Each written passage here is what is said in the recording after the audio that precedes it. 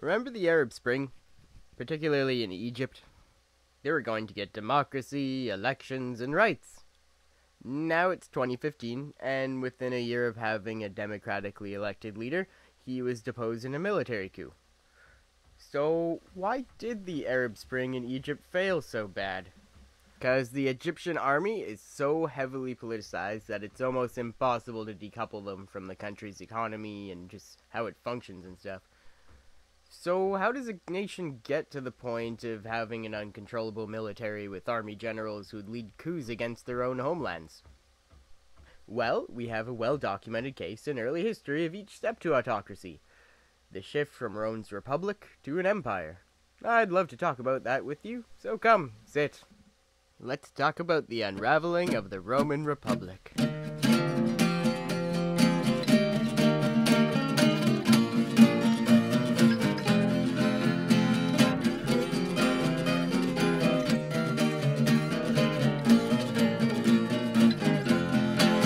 So we'll begin by looking at a functioning Roman Republic. Let's start at 134 BC. So this is generally, and I mean generally, how Romans would pass laws. Rome would be governed by a bunch of these things called assemblies, but don't worry, we're only going to talk about two of them. The first one being the Senate. The Senate is made up of all the patrician class, which are like the super rich elite of Rome. They cover all the kind of day-to-day running of the empire, and they also cover foreign affairs, so kind of armies and things like that. And the Senate is kind of run and organized by these two guys called consuls. They run the armies too. Generally what'll happen for a law to get passed is that the Senate will bring up kind of an idea. They'll debate over that idea. After that debate is done, they'll vote on it, and then they'll issue senatorial advice. The senatorial advice isn't a law, it isn't binding in any way. So how does something become a law? Well, we have to bring that kind of advice over to the tribal assembly of the plebs. So the assembly of the plebs is made up of plebs, as the name suggests, and it's run by these 10 guys called tribunes, the tribunes of the plebs, and they're voted in by the people. The people were put into voting districts based on where they lived. So back to the senatorial advice. They bring that down, normally through a tribune. He kind of talks about it, and everyone debates about it. And then they all vote. If the vote passes, then it's legally binding on everyone in Rome, the senators, the consuls, the plebs, everyone. But tribunes also had this kind of strange power. If they didn't like what another tribune was saying, they could veto him, and then he can talk about his idea, and that was it. He could veto the Senate. He could really veto anyone he wanted to veto. But they didn't tend to use this power because they were kind of limited by tradition and custom. The Republic kind of functioned pretty well up till when it started to get big and make a lot of money, and then there was kind of a lot of money to be made through politics, and people started to act differently. The first guy to start this was a man named Tiberius Gracchus. Tiberius is a new tribune, and he's got a land bill. He's got this land bill that basically limits how much land you can own. He's decided to just take it right to the people without going to the Senate first. You know, I said that the Senate kind of debates things, then they bring it down. So this highly offends the Senate, and then they kind of hire this tribune, Marcus Octavius, to veto Gracchus's bill. Gracchus is pissed, and he hasn't technically done anything illegal, so he rewrites his bill so the people will like it more. It takes land away from the rich if they have too much, and doesn't financially compensate them, so Octavius, of course, doesn't have this, you know, he's not going to have that. He vetoes that too.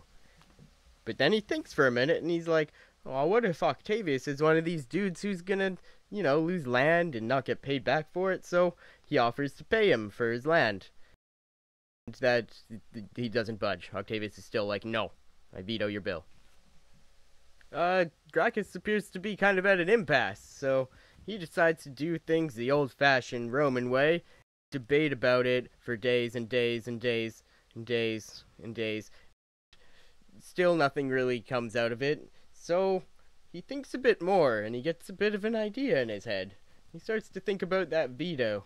And he's like, I have a veto. I could use that veto on anyone I want. So he shuts up about his bill for a while and changes tactics. He waits for some other people to start reading their bills, and then goes up and starts vetoing them. He doesn't even care what the bill is, he just starts vetoing. He goes to the Senate, he starts vetoing their regular day-to-day stuff. He's just vetoing everyone. He's going crazy, because Gracchus don't give a shit.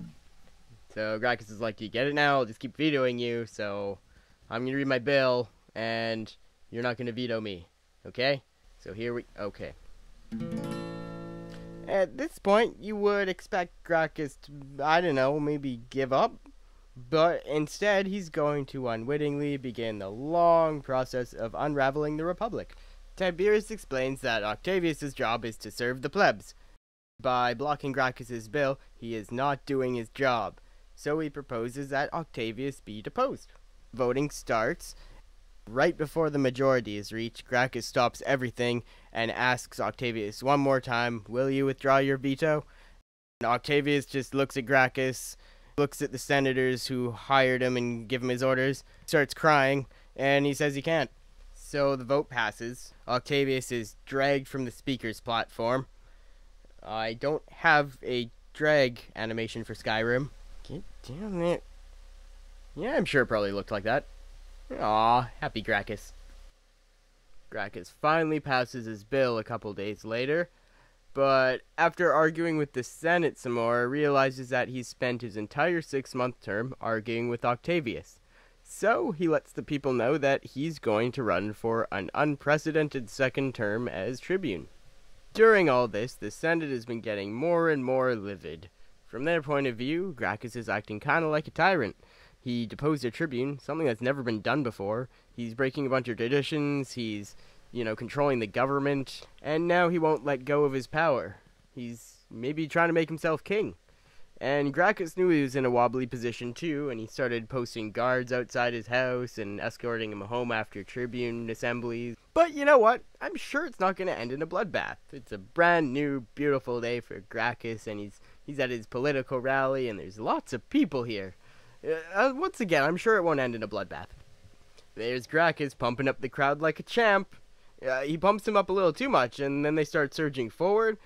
He starts to get a little nervous for his life, so as a pre-designed signal to his friends, he puts his hand to his head. But there's a Senate spy in the crowd. Of course, he runs to the Senate and tells them that Gracchus is calling for a crown. The Senate kind of goes a little nuts, and they decide that they'll break up all their Senate benches. Then they use the debris as a weapon, because no swords in Rome. They riot and attack Gracchus' entire rally. And they just start beating everyone at the rally. Speaking of Gracchus, where is Gracchus? Oh, there he is.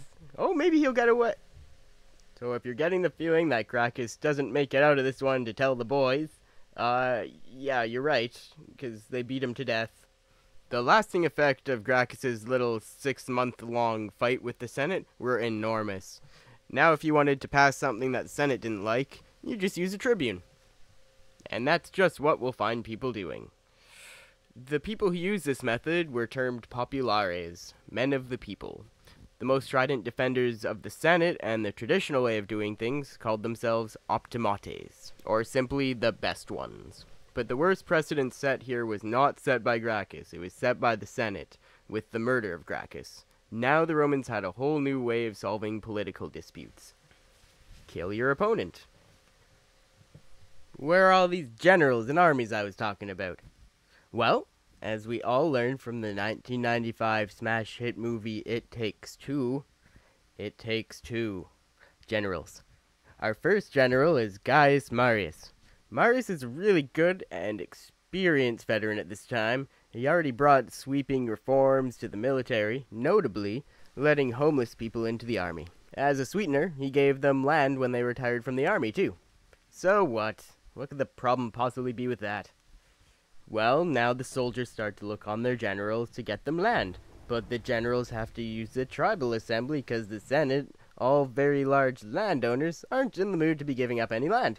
As a result of this, the soldiers start to feel the need to show up in person to tribal assemblies to make sure things go their way, and start rioting if they don't.